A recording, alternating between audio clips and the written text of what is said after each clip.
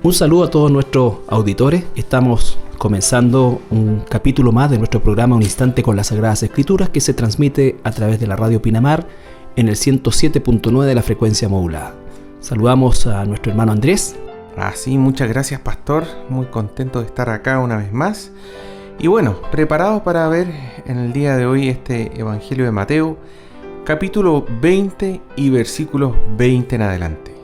Así es. Bueno, ustedes saben que hemos estado estudiando este libro ya durante bastante tiempo. Estamos acercándonos al programa número 100. Y la verdad es que a medida que avanzamos, ciertamente esperamos que usted pueda también ir avanzando con nosotros, pero a la vez también yendo atrás y quizás yendo adelante para que vaya teniendo el contexto, la claridad y no vaya perdiendo el hilo si es que sigue nuestro programa de manera permanente. Entonces, estamos en el capítulo 20 y específicamente vamos a analizar una sección que va del versículo 20 al 28. Capítulo 20 del Evangelio de Mateo, versículo 20. Entonces se le acercó la madre de los hijos de Zebedeo, con sus hijos postrándose ante él y pidiéndole algo. Él le dijo: ¿qué quieres? Ella le dijo: ordena que en tu reino se sienten estos dos hijos míos, el uno a tu derecha y el otro a tu izquierda. Entonces Jesús respondiendo dijo: no sabéis lo que pedís. ¿Podéis beber del vaso que yo he de beber y ser bautizados con el bautismo con que yo soy bautizado? Ellos le dijeron: podemos. Él les dijo: a la verdad de mi vaso beberéis, y con el bautismo con que yo soy bautizado seréis bautizados. Pero el sentaros a mi derecha y a mi izquierda no es mío darlo, sino a aquellos para quienes está preparado por mi Padre. Cuando los 10 oyeron esto, se enojaron contra los dos hermanos. Entonces Jesús, llamándolos, dijo: sabéis que los gobernantes de las naciones se enseñorean de ellas, y los que son grandes ejercen sobre ellas potestad. Mas entre vosotros no será así, sino que el que quiere hacerse grande entre vosotros será vuestro servidor, y el que quiera ser el primero entre vosotros será vuestro siervo. Hasta ahí la lectura del pasaje de hoy. Así es. Perdón, faltó el último versículo, Carlito, el 28. Perdón, es verdad que hay un corte. Como el Hijo del Hombre no vino para ser servido, sino para servir y para dar su vida en rescate por muchos. Por muchos. Bueno, este es un tema bien interesante, Carlitos, que trata sobre el tema del orgullo, y eso es algo que está muy de moda, es algo que nosotros podemos ver por todos lados hoy en día. Hay un culto, digamos, al orgullo. Hace poquito tú en un sermón comentabas sobre esto de ámate a ti mismo, esta canción de Whitney Houston, ¿cierto? Que habla del amor más grande del mundo, es el amor a sí mismo, aprendiendo a amarse a sí mismo, es el amor más grande del mundo, etc. Pero básicamente lo que nosotros estamos viendo hoy en día es lo mismo que los discípulos, que los apóstoles estaban buscando. Y hemos leído nosotros anteriormente en el Evangelio de Mateo cómo los apóstoles estaban en algún momento u otro, ¿cierto?, discutiendo sobre exactamente lo mismo. ¿Quién de ellos va a ser el más grande en el reino de los cielos? Es un tema de discusión permanente, digamos. Así es. Bueno, nosotros tenemos que entender que el lenguaje que Jesús usaba era un lenguaje que se malinterpretaba por parte de los apóstoles. Ellos lo veían a la luz de lo que para ellos era un concepto de reino, para ellos era un concepto de rey, ¿no es cierto? Y escuchaban permanentemente a Jesús hablar de este reino, hablar de la condición del reino, pero obviamente ellos lo asimilaban conforme a su concepción carnal de las cosas, como la tenemos nosotros. Cualquier persona a la cual usted le preguntase que describiese o diese algunas características de un rey o de un reino, probablemente serían muy, muy similares, y todas ellas tendrían relación con poder, con majestuosidad, con lujo y todas estas cosas que venían a la mente de estos discípulos, al punto que encontramos, ¿no es cierto?, aquí a una madre que viene a hacer una intercesión sumamente, diríamos nosotros, atrevida. atrevida en todo orden de cosas. Pero, y carnal. Absolutamente carnal. Pero fíjate que un poquitito antes, Carlito, en Mateo 19, 27 al 29, cuando Jesús confronta a este joven rico, así ¿cierto? Y que le dice finalmente, si quieres ser perfecto, bueno, vende todo lo que tienes, dáselo a los pobres, ven y sígueme. Leemos que Pedro dice, entonces respondiendo Pedro le dijo, he aquí, nosotros lo hemos dejado todo y te hemos seguido. ¿Qué pues tendremos? O sea, es la misma pregunta carnal, y que Jesús más encima le responde diciendo la verdad. Le digo, como siempre, le dice, de cierto os digo que en la regeneración, ahí está la clave, en la regeneración, en ese momento, cuando el Hijo del Hombre se siente en el trono de su gloria, vosotros me habéis seguido, los que me habéis seguido también os sentaréis sobre 12 tronos para juzgar a las 12 tribus de Israel. Y cualquiera que haya dejado casas, o hermanos, o hermanas, o padre, o madre, o hijo, o hijos, o tierras, por mi nombre, ¿cierto? Van a recibir 100 veces más y heredará la vida eterna. Entonces, es lo mismo. Nosotros vemos esta constante preocupación orgullosa de saber qué es lo que voy a recibir yo a cambio. ¿Ah? En este caso Pedro dice, y ese no es solo Pedro, ya hemos visto en varios casos que es Pedro quien habla, pero es en representación del grupo. Y hace esta pregunta y dice, bueno, ¿y nosotros qué vamos a recibir? Nosotros hemos renunciado a todo, pues. Exactamente. Entonces, tal como dices tú, ahí está la mente carnal que no ha cambiado en estos 2000 años y seguramente no ha cambiado desde que el ser humano está sobre la tierra y cayó. Y lo que vemos es que aquí había una información, ya el Señor Jesucristo les había manifestado, y qué bueno que tocaste el capítulo 19, este pasaje, ¿no es cierto? Porque entonces vemos que hay una manifestación ya de que ellos van a estar sentados en tronos alrededor de Jesús.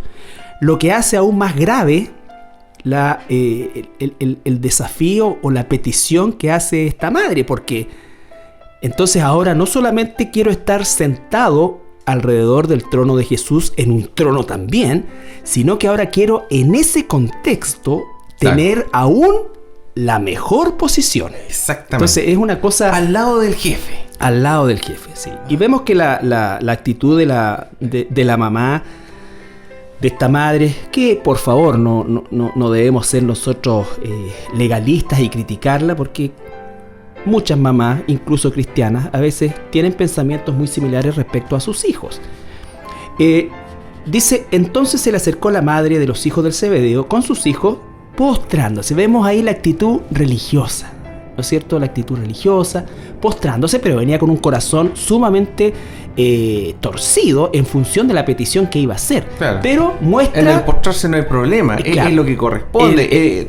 Se supone que demuestra humildad, ¿te fijas tú? Claro, pero es la petición. Es difícil asociar la humildad con lo que viene en su corazón. Es que es la petición lo que delata el corazón. La actitud sumado a la petición, o la actitud que antecede a esta petición, obviamente nos indica que la madre hace un gesto religioso, pero su intención es plantear algo que es sumamente ambicioso y por supuesto en desmedro incluso de los otros 10, por decirlo de alguna manera, que más adelante lo vamos a ver.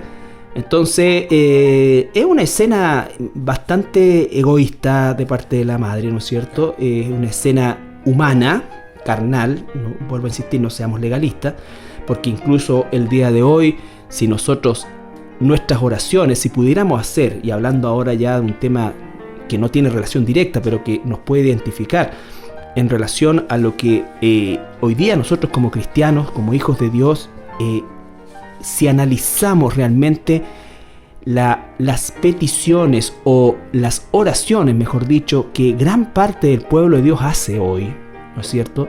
Nos vamos a encontrar que son peticiones que perfectamente encajan con el corazón de esta madre. Entonces Jesús, por eso es que dice que nosotros pedimos y pedimos mal, porque pedimos para nuestros propios deleites. Aquí tenemos a una mujer que está directamente hablando con Jesús y su petición es mala. Y fíjate, Carlito, que estábamos leyendo capítulo 19 Pero entre el capítulo 19 y esto que leemos ahora, vimos nosotros la semana pasada, ¿cierto? Que Jesús anuncia su muerte, su sufrimiento, su crucifixión, ¿te fijas tú? Y como que no les quedó nada de eso, ¿ah? O sea, yo me imagino que cuando Jesús les dijo que vosotros recibiréis 100 veces lo que... Eso es lo que le quedó retumbando, dando vuelta. 100 veces, o sea, yo estoy dejando una mujer, ¿voy a tener 100 mujeres? No, a ver, voy a dejar una casa, voy a tener una casa 100 veces más grande. No sé, pero en el fondo eso es lo que a veces nos pasa, digamos. Sí. Que nos quedan dando vuelta las promesas, pero no nos quedan dando vuelta el sufrimiento o la entrega, la renuncia que todo cristiano debe hacer. Sí. Y hay iglesias donde eso ni se toca. O sea, aquí nos toca la pura bendición nomás. Aquí en esta iglesia hablamos de la pura bendición de Dios y que Dios tiene un gran plan para ti y que Dios te quiere bendecir, etcétera. Pero nos saltamos y obviamos, que es lo mismo que hicieron estos discípulos y apóstoles, toda la parte que tiene que ver con el sacrificio, el rendirse a uno mismo, el matarse, matar el orgullo de uno diariamente, ¿te fijas tú? Y no, pues nos quedamos con esta otra parte nomás. Entonces, bueno, ¿y esta otra parte qué me va a tocar a mí? Claro. ¿Ah? ¿Cuánto me va a llegar a mí? ¿Cuán alto voy a ser yo respecto a los demás? Sí. Bueno, por eso es tan importante el capítulo 19, versículo 28, donde dice que en la regeneración, o sea, Jesús no niega que va a haber bendición, pero la reserva específicamente para el tiempo en que tengamos cuerpos glorificados donde el pecado ya no mora en nosotros. Entonces, de lo contrario, siempre vamos a estar sesgados por nuestra condición pecaminosa que per se es egoísta y tenemos que luchar contra eso. Lo que pasa es que, tal como decías tú, lo terrible que puede pasar es que se aliente esa parte que justamente es la que teníamos que inhibir. Al revés. Y al revés. Entonces, claro. Ahora, en el capítulo paralelo es en Marcos capítulo 10. Marcos capítulo 10. Y ahí no hace mención a la madre. Entonces, tampoco hay que darle tanto, por así decir, tanta importancia a lo que hace la madre, porque en realidad los principales aquí interesados son los dos discípulos, ¿cierto? Que son Santiago y Juan, ambos apóstoles.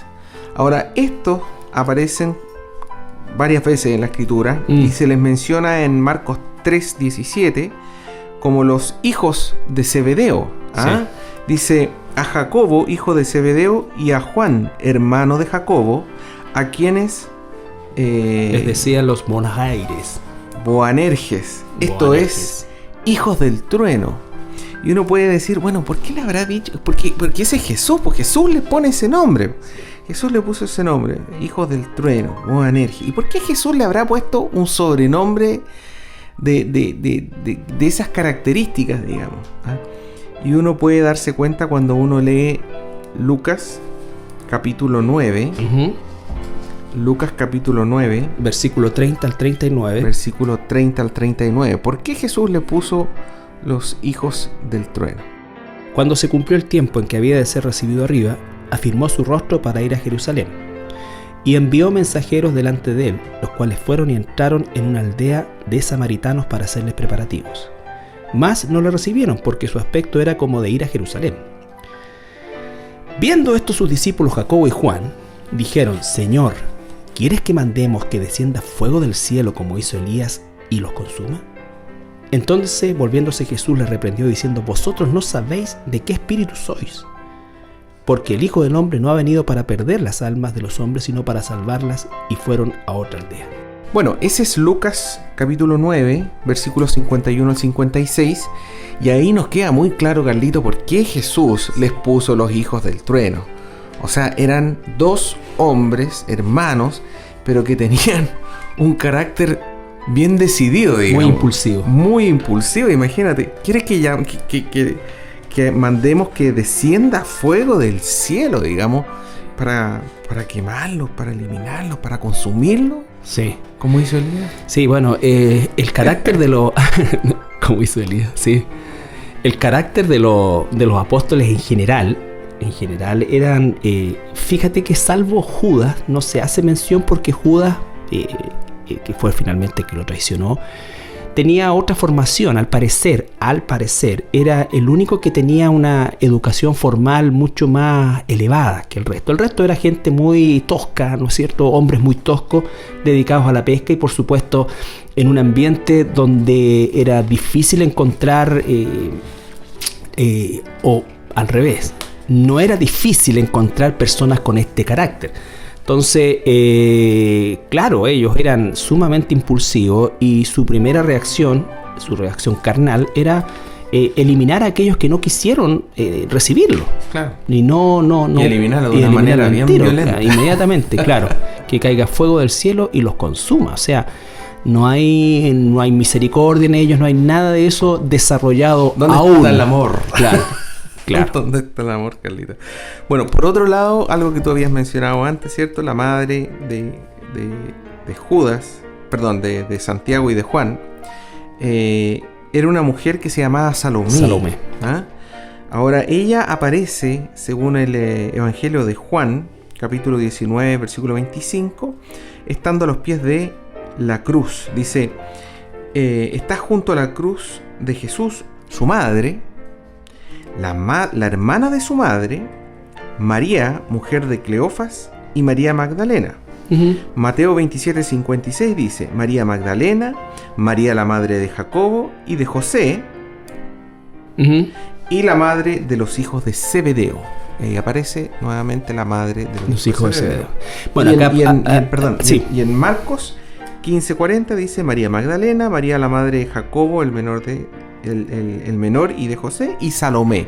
Entonces, esa es lo maravilloso de los evangelios, sí, Carlito, ¿eh? Que nos dan es como estas escenas del crimen que el investigador empieza a averiguar, juntar antecedentes, claro, de distintos testigos, distintas fuentes. Y finalmente tú vas armando la escena completa, digamos. Y esa es una de las cosas importantes que nosotros como cristianos, como hijos de Dios, debemos saber, digamos. La gente, uno se pregunta, bueno, ¿y por qué hay 4 evangelios? Y este es el motivo por el cual hay 4 evangelios. Exactamente. ¿Te fijas tú? Para tener aquí hay un ejemplo completa, práctico de lo que tú estás diciendo. Realmente sí, uno puede completar la historia leyendo, y debe completar la historia leyendo los 4. Es más, si hubiera solamente un evangelio, uno podría dudar, por así decir, de que lo que ocurrió realmente fue como ocurrió. Sí, porque acá tenemos 4 testigos. Pero aquí tenemos 4 testigos. Vayan ustedes a cualquier caso de homicidio, cualquier cosa que está siendo juzgada ante la ley, ¿y qué pasaría si llegan 4 testigos diciendo lo mismo? Diciendo, este señor dijo tales cosas, fue muerto, fue crucificado y resucitó al tercer día. Por eso nosotros tenemos tanta certeza de que lo que hay es verdadero. Porque no fue escrito entre gallos y medianoche. No, esto fue escrito por 4 testigos distintos. Y aquí vemos las diferencias, pero al mismo tiempo vemos cómo se va completando la película de los hechos, digamos. Entonces, los hijos de Santiago y de Juan, ¿cierto? Se llamaba Salomé y, fíjense bien, era la hermana de María, madre de Jesús. Esta persona que vino a hacerle esta petición tan cara y palo, como se dice acá, claro, en Chile, ¿cierto? Para colmo, era la tía de Jesús. Entonces, y se arrodilla, se postra ante su sobrino y le hace esta petición. Entonces, aquí ya está tan de moda en Chile, Carlito, el tema del tráfico de influencia, la colusión, ¿cierto? Cómo nosotros aprovechamos las conexiones, los vínculos, y en este caso estamos viendo a escala una situación similar. Claro, o sea, la parentela. Lo que nombrábamos al principio, digamos, es que la maldad del hombre no ha variado en estrategias, ¿no es cierto? O en deseos, y el corazón menos. Entonces vemos justamente cómo todo esto nos hace construir una historia en la cual hay tráfico de influencia, hay tratar de adelantarse a las cosas, ¿no es cierto? Ganar terreno, haciendo lobby, si pudiéramos nosotros con los otros dos, porque cuando los otros se enteraron, ¿no es cierto? En el caso de Chile hay una palabra que dice pituto. Hay una canción que dice, con un pituto usted lo puede lograr cualquier cosa con estos pitutos. Sí, y eso elegantemente le llaman lobby. En todo caso, lo esperanzador de esto y lo lindo de esta historia es que cuando revisamos, por ejemplo, para certificar que efectivamente esta mujer se llamaba Salomé y era la madre de Jacobo y de Juan, la vemos a los pies de la cruz de Cristo ya al final del ministerio de Jesús, en circunstancias que sus apóstoles estaban todos fondeados, a excepción de Juan, ¿no es cierto? Por lo tanto, ahí implica el hecho de que de alguna manera hubo una transformación en su forma de pensar. Sí, porque carnalmente uno no estaría a los pies. No conviene estar en ese lugar. No, después que le está pidiendo que tiene en su imagen o en su mente la imagen de un reino majestuoso, que lo es, ¿no es cierto? Pero no tiene idea, ¿no es cierto?, qué es lo que esto es la regeneración y palabras que probablemente por primera vez escuchaba. Pero la transformación que ella experimenta, ¿no es cierto?, al punto de estar a los pies de Jesús e identificarse con Jesús, que tal como dices tú, no era una situación a esa altura, ¿no es cierto?, una situación conveniente, claro, ¿no es cierto? No es ¿Por qué? Porque había persecución de parte de los fariseos, y los fariseos estaban usando todas sus influencias, como lo vemos también haciendo todos los lobbies posibles para poder obtener, ¿no es cierto?, autorización de guiar a los soldados romanos, ¿no es cierto?, a capturar y a perseguir a los cristianos. Bien, vamos a ir a una pausa musical y regresamos con este interesante tema. Bien, estamos de regreso después de esta hermosa alabanza. Así es. Bueno, avanzando un poquitito más en la lectura, Carlito. Nosotros vemos que Jesús le responde en el versículo 23. Sí, es verdad que hicimos solamente el primer versículo. El primero dos. Pero les dice, no sabéis lo que pedís, le dice. ¿Pueden ustedes beber lo que yo he de beber? Bueno, ese beber se refiere, Carlito, ¿cierto?, a esto, lo que también más tarde Jesús expresa como la copa de ira, ¿cierto? O esta copa que he de beber, que en el fondo es el sufrimiento, sí, la crucifixión, la separación de Dios. Ese es el ingrediente principal de esta copa, que por cierto incluye todo el dolor, la humillación, la injusticia. Pero el ingrediente más importante es justamente por eso es que le dice que no puede beber el de ella. Claro. Ninguno de ellos. O sea, el único que podía beber esa copa es Jesús.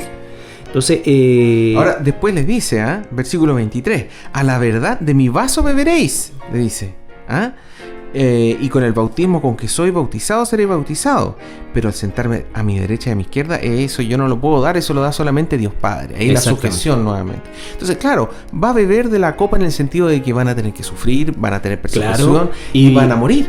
Producto de eso, van a ser un mártir, por lo menos en el caso de Santiago. Uh-huh. En el caso de Santiago nosotros lo tenemos registrado como el primer apóstol.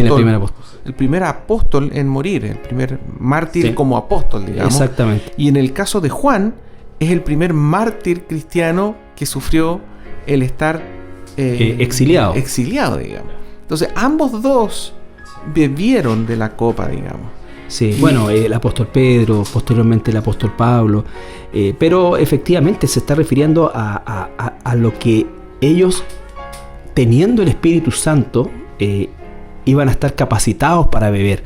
Sin el Espíritu Santo no estamos nosotros, ni ellos estarían en posición de beber esa copa. Exacto, pero ellos dicen, mira lo que dice acá. Sí, pues. Sí podemos. Sí, pues están envalentonados. Están yes, we can. Exacto. Yes, sí podemos. Están, just do it. Están en la época de la popularidad de Jesús, por lo tanto ellos hinchan el pecho, y de ser hombres toscos, pescadores absolutamente anónimos, ¿no es cierto?, del montón, ya, por más que muchas veces se quiera hacer en estas interpretaciones o fantasiosas de que Pedro tenía una especie de empresa y él no era simple pescador, sino que era casi un empresario o un microempresario porque tenía varios botes. Entonces todas esas cuestiones, ellos eran de la gente simple, común, muy común. Exactamente, porque una vez más toda la gloria es para Dios. Es para Dios. Dios brilla, digamos, cuando Él trabaja con lo más simple. Incluso en el Antiguo Testamento dice, ¿por qué te elegí a ti, Israel? Deuteronomio. Dice, ¿cierto? Y le dice en el fondo, porque tú eras lo más insignificante que había y lo más duro de cabeza, dice. Entonces, al mostrar cómo yo te voy a cambiar a ti, eso va a ser para mi gloria en el fondo. Y esto es exactamente lo mismo. Porque es la única manera o sea, es un milagro para la gente que Dios haya hecho lo que ha hecho con Israel, y es un milagro de Dios para su gloria lo que Él ha hecho o hizo con los apóstoles y lo que ha hecho con nosotros mismos. Entonces, eso es muy importante, porque aquí estamos viendo, ¿no es cierto?, a esta madre haciendo esta petición, ya lo vimos, ¿no es cierto?, y Jesús que está planteando la situación como es, y aún los discípulos, los apóstoles, totalmente desconectados de lo que Jesús le está hablando, porque ellos responden algo que ni siquiera saben qué es lo que es y solamente dicen podemos. Versículo 24 dice: cuando los 10, ¿por qué los 10? Porque esta parte es muy interesante. Fueron 2 los que hicieron la petición, por lo tanto los otros 10, dice ahí, cuando los 10 oyeron esto, se enojaron contra los 2 hermanos. Y no se enojaron porque hicieron una pregunta que no correspondía. Se enojaron, como decías tú, porque se les adelantaron.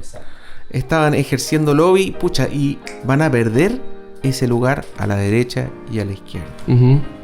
Así es. Bueno, estos 10 hermanos, estos 10 apóstoles, obviamente asumen la actitud de enojo en función de no participar de una repartición de puestos de poder, ¿no es cierto?, en la cual se están adelantando, tal como lo dijiste tú. Y aquí Jesús le va a dar una enseñanza gigantesca, que por supuesto pienso yo que a esta altura ellos tampoco van a asimilar completamente. Con toda certeza la asimilan después, pero les da una enseñanza que es también para nosotros el día de hoy, porque esto es muy, muy importante en relación a las aspiraciones que muchas veces nosotros podemos tener como personas, que pueden ser catalogadas muchas veces como lícitas, pero esas aspiraciones uno tiene que colocarlas bien a los pies del Señor y sincerar por qué quiero lo que quiero, porque se habla mucho de que necesitamos diputados cristianos, que los cristianos necesitamos invadir o ganar los puestos de poder, porque supuestamente al tener cristianos en puestos de poder se favorecería el evangelio, o en fin, ¿no es cierto?, la propagación del evangelio, o de alguna forma, ¿no es cierto?, se podría tener más acceso a recursos, influencia, en fin. Y la historia ha demostrado todo lo contrario. Nosotros, quizás el epítome de lo que es la mezcla de la política con Dios, digamos, con las cosas de Dios, la vemos en Constantino, que en definitiva es el creador, él no directamente, pero el iniciador de lo que sería un par de siglos después la institución del catolicismo romano. ¿Por qué? Porque ese concepto de politizar e institucionalizar las cosas de Dios, la iglesia, obviamente lleva a este conflicto de intereses que no es posible congeniar. Y aquí el Señor les va a dar esta indicación o esta enseñanza. Dice: entonces Jesús llamándoles. Vemos la misericordia de Dios, sí, que responde. Dijo: paren. Exactamente. Ver, él podía haber hecho caer fuego del cielo sobre estos hombres, pero sin embargo Él los llama y les va a dar esta enseñanza. Y les dice algo que saben ellos, que lo están viviendo en carne propia, y que quizás nosotros hoy día, y no quizás, sino que ciertamente hoy día nosotros también sabemos. ¿Qué es lo que dice? Sabéis que los gobernantes de las naciones, ¿qué cosa? Se enseñorean de ellas. Hay hay algo común en todos los gobiernos humanos del sistema político o el sistema gubernamental que sea, pero el sentido real o la situación real de quienes gobiernan o obtienen poder de gobernar es que quizás pueden comenzar con muy buenas intenciones, pero finalmente se descubre en el tiempo, más temprano o un poco más tarde, pero realmente aparece esto de enseñorearse. Y nosotros lo hemos vivido en carne propia, o sea, tenemos Toda Latinoamérica, una clase política no solamente desprestigiada, sino que ya cayendo en el rango de la delincuencia en muchos lugares. Entonces, cuando tenemos una presidenta del país más poderoso de Sudamérica, un gigante desde todo punto de vista como Brasil, sumergido en una red de corrupción desde mi punto de vista imparable, porque los mismos que están pidiendo la cabeza de esta mujer están cuestionados por una serie de cosas de gobiernos anteriores. En fin, Jesús les dice, esta es la realidad. Esto es lo que hacen los gobernantes del mundo. Y siempre va a ser hasta el milenio. Hasta el milenio, exactamente. Ese es el único momento, digamos. Exactamente. Entonces, esa realidad nosotros no debemos ignorarla. Hay una realidad patente que Dios permite, incluso, ¿no es cierto? Pero que nosotros tenemos que abrir los ojos. El pueblo de Dios, ¿no es cierto? Y por eso es que es tan poco bíblico, tan poco escritural, tan poco espiritual, cuando líderes evangélicos o que representan a iglesias evangélicas de alguna manera se politizan, se abanderan con el presidente de turno, quien sea, por las razones que sean, pensando que de esa manera, ¿no es cierto?, haciendo unas concesiones espantosas, ¿no es cierto?, porque esto del aborto, aunque va a salir igual y todo, pero ha contado con el respaldo solapado de autoridades evangélicas. O el silencio. O el silencio, ¿no es cierto? Y por supuesto, eso implica que de alguna manera se hacen parte de este enseñorear también. Fíjate, Carlito, es casi como si Mateo 28:19 dijera: por tanto, id y haced diputados y senadores para poder gobernar vuestros países. Claro. Y no es eso. No. Mateo 28:19. Por tanto, id y haced discípulos a todas las naciones, bautizándolos en el nombre del Padre, del Hijo y del Espíritu Santo, enseñándoles que guarden todas las cosas que os he mandado. Y aquí yo estoy con vosotros todos los días hasta el fin del mundo. Amén. Amén. Entonces, ese es el llamado, esa es la instrucción, esa es la ordenanza.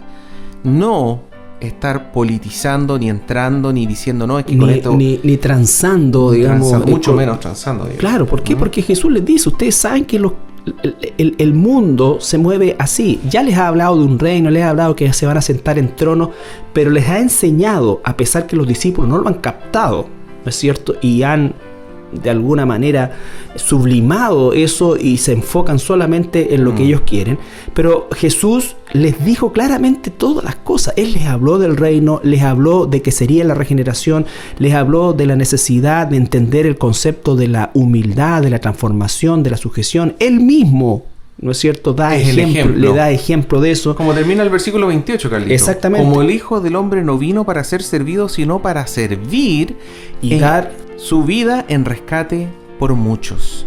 Entonces, bueno, el versículo 26 dice, más, es decir, pero entre vosotros no será así, sino que el que quiera hacerse grande entre vosotros será vuestro servidor, y el que quiera ser el primero entre vosotros será vuestro siervo. Es decir, todo lo contrario al mundo.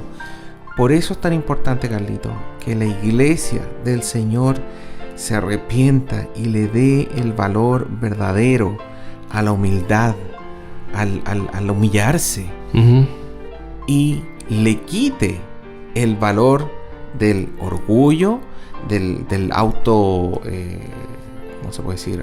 Auto darse importancia, de ser tan destacado, de ser tan famoso, de aparecer en tal o cual lugar, digamos, porque no es eso, es todo lo contrario, es ser el servidor. Por mucho tiempo uno ha escuchado esta forma tan antibíblica de llevar adelante el evangelio, que es justamente el parecerse al mundo. Entonces los cantantes cristianos, o que se dicen cristianos, ¿cierto?, se parecen a los cantantes del mundo. O sea, no hay ningún tipo de diferencia, ¿no es cierto?, sino que son los mismos estilos, se visten igual, cantan igual, tienen las mismas empresas, tienen los mismos fines lucrativos, y por supuesto cuando los llaman a los Grammy y todo esto, ellos están alimentando su ego. Y por favor, esto no es una cosa de que tenemos que ser no es que no pueda haber un artista cristiano, no es que o políticos que sean cristianos, pero les digo, va a ser muy difícil. La realidad es que va a ser muy difícil que mantengan sus principios y mantengan la línea, ¿no es cierto?, en esos ambientes. Y la gente que empieza a destacar mayormente, cuando analizamos así a vuelo de pájaro solamente su vida, su testimonio, nos damos cuenta de que ha hecho concesiones con el mundo, porque este afán de ser relevante, ¿no es cierto?, de que la iglesia tiene que ser relevante, el rol de la iglesia no es ser relevante, el rol de la iglesia es dar gloria a Dios y ser el canal a través del cual el cuerpo de Cristo, a través del cual el Señor haga su obra, Carlito. Y no es nuestra misión, Carlito. O sea, no es ser relevante. Como dices tú, puede que existan artistas cristianos, puede que existan políticos cristianos, pero no es la misión. No. Entonces hay muchas veces hay personas que se enciegan, digamos, sí, y enfocan todo su esfuerzo en estas cosas que no es la misión. Por eso es que, por ejemplo, cuando hablando de la música en general, la gente dice, mira, no importa tanto el ritmo. No, sí importa el ritmo, importa, por supuesto, de menos importante a más importante, importa el ritmo. O sea, no esto de que no me vengan con que el heavy metal cristiano, no. Death metal cristiano. Claro, o este tipo de cosas, o lo que sea, o canciones o baladas que no nombran nunca a Jesús y uno no sabe si el hombre le está hablando a un amante hombre, mujer. Pero cuando llegamos a los himnos, aquellos que fueron escritos por nuestros hermanos en una época de mucha persecución y en épocas difíciles, están llenos de doctrina. Entonces, cuando se canta la palabra de Dios y realmente el Espíritu Santo usa esas melodías, esas canciones, porque son canciones que tienen doctrina, canciones que son doctrinales, que están cumpliendo el propósito de adoración. ¿Cómo es que yo voy a adorar a Dios con una alabanza donde nunca lo nombro, donde no nombro su obra, donde no nombro, sino que todo tiene que ver con cosas sentimentales, emocionales? ¿Me entiende? Entonces, todo eso es aberrante, pero la gente se ve atraída a eso porque, desgraciadamente, en vez de la iglesia invadir el mundo o infiltrar el mundo entró a la iglesia. Es difícil, hermanos, cuesta, no es fácil, pero desgraciadamente en vez de hacer discípulos de Cristo, claro, la gente quiere hacer discípulos del mundo.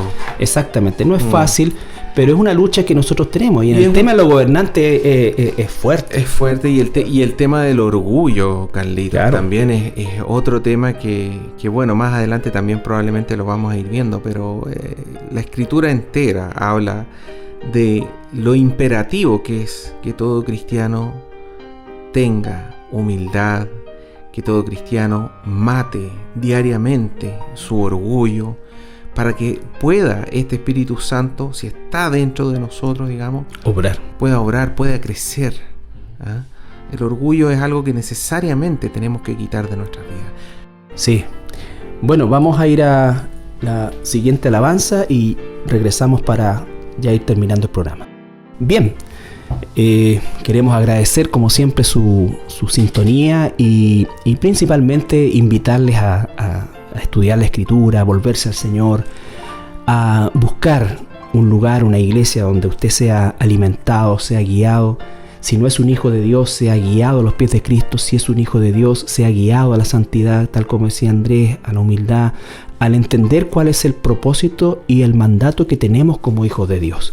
Así es que le agradecemos su sintonía y... Sí, como siempre, los invitamos a visitar la página web de nuestra iglesia en www.iglesiacristianalaserena.cl. Mencionar también que este programa no está siendo grabado en vivo, sino que en realidad hay algunos días de diferencia, de diferido, y que cualquier cosa nos pueden contactar en el correo radio@iglesiacristianalaserena.cl. Sí, nos puede hacer sus preguntas a través de este correo. Dudas, comentarios, críticas. Lo que usted estime, por supuesto, siempre guardando una distancia de respeto, como es la que, a pesar de lo candente que muchas veces son las temáticas que tratamos en función de la Escritura, lo hacemos con respeto. Bueno, que tengan un hermoso día. Que el Señor les bendiga. Bendiciones.